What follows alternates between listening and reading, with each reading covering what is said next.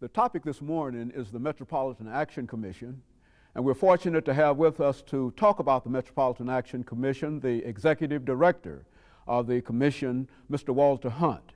And of course, Mr. Hunt, let me welcome you to the show this morning.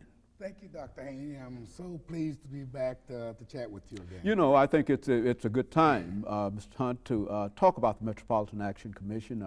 I know that folks are familiar with it as an organization, but I hope this morning that we can give them some information relative to what you're involved in. But before we do that, let's talk about Walter Hunt.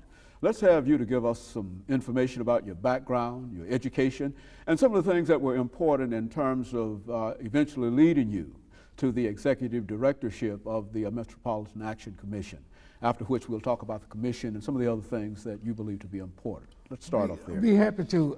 You know, I've had a career that has been just glorious. I started out at the as a paratrooper with the 101st Airborne Division right out of high school, and after that, of course, I came and matriculated at Tennessee State University, where I first met you, by the way.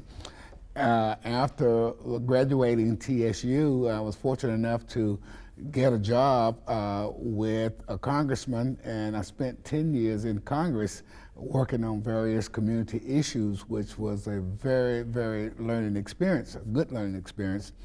And following that, I came back from Congress and I worked in the mayor's office for an opportunity for a short time. And from there on into the directorship of the Metropolitan Action Commission. But let me say that during my tenure in Congress was the eye-opening about the community needs and what category of people who really need the services.